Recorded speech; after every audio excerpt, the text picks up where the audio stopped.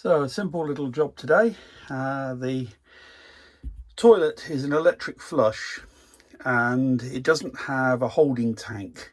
So it takes water from the main fresh water tank in the van. And it does that by taking 12 volts to those two wires, and these then have to connect to the water pump. So it basically overrides the water pump switch, so that when you press it, builds up water pressure, flushes the toilet. So I just need to connect these up and run the wires around.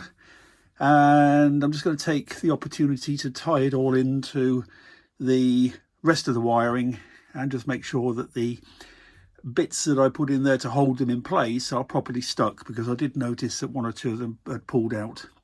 So I'm going to re-glue those and just get them back in place. So that's the job this morning, just to finish that little job off and tick it off the list. So this isn't turning out to be quite as simple as I expected. So the lower diagram is what I've purchased, which is the Thetford C400L. And I was expecting that the system, when I press the flush button, would give 12 volts to those wires to power the pump. In fact, they don't. All it does is it just creates a switch. So it just connects the purple and grey wire together when you press the flush button. So that means that if I want to flush the toilet when the pump is off, which is obviously going to be at night, because you don't want to listen to the pump doing its thing every so often during the night, I need to work out some way of taking the switch connection through to the control panel, which is over here, and it's the one labelled pump. So at the moment it's just switched off, and if I turn it on it'll apply 12 volts to the pump. But I'm going to have to take my wiring through to that in order to bypass that switch when I energise the flush. So I'm going to have to take my wires a bit further than I expected, which is a pity because I cut them off at the pump. So I'm going to have to put another set of connectors in there just to extend it. Right, let me have a play around with that and see what that looks like when we do it, and whether I can make that work in a sensible fashion. But I shall be back shortly, hopefully with a solution. So that's the back of the control panel, and I've managed to pull my wire through. I didn't cheat in the end. I scrapped, there it is over there. I scrapped the wire that I'd put in there, and I'm just going to do it with a bit of this. I'll be honest with you, it is just heavy duty speaker cable, but it's all I've got and it does work. It's copper cable at the end of the day. So it's going to take 12 volts. So there's the switch. So that's the positive side, that's the switch side.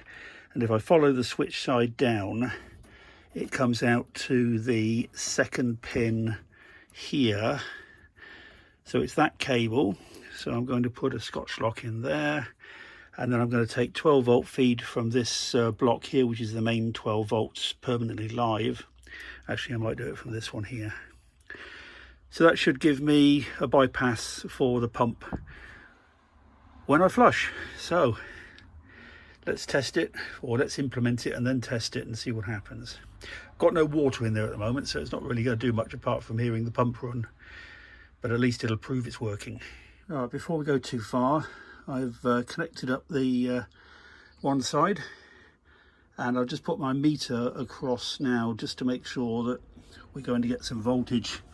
So basically, as I energise the pump, if I can find the pump switch, I should now see voltage across here, and there it goes. So that's running the pump now, and off, on and off.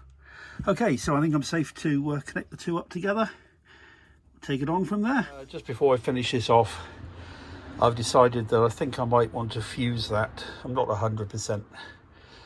certain of, well, it's a bit silly really. It's I mean, there's nothing wrong with the toilet. It should be perfectly safe and everything else, but running these electrical 12-volt connections around, I'm going to do belt and braces. So I've got a flying fuse, which I'm just going to add in there just for safety's sake. And I'll just have to make a note of it, that there is a 10-amp fuse in there, just in case the toilet stops flushing. But yeah, so we'll be extra safe. No harm in having more fuses in the circuit.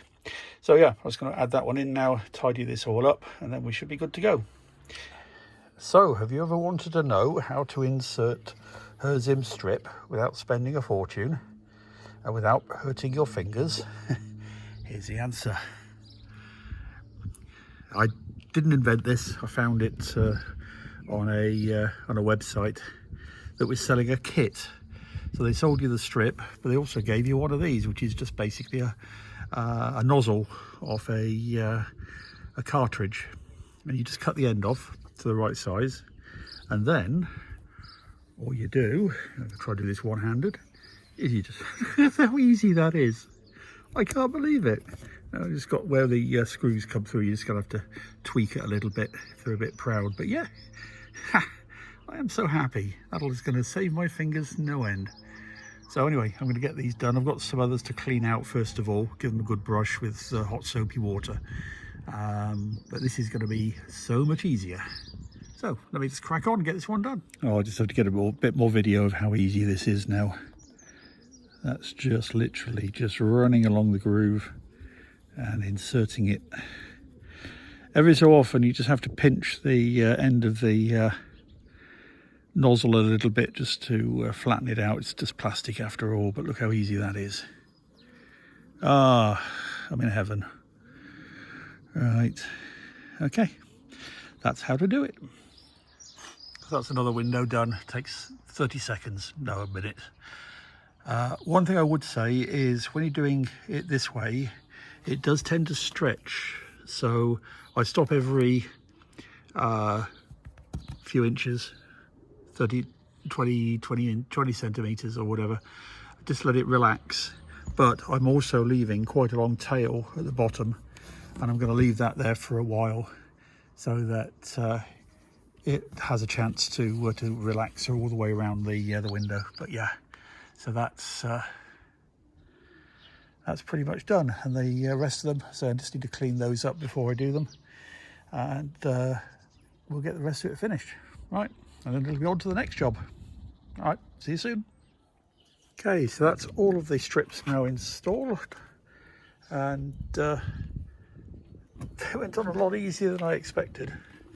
So I've left tags on all the ends because it does shrink from both ends. So just make sure you leave plenty of spare on there. Just leave that for probably on there for a couple of weeks, just to make sure that it shrinks back to the right length. And then I'll just finish it off with a bit of trim. Somebody had put screws in at all the ends, so I've just filled those in with some Sikaflex, black Sikaflex.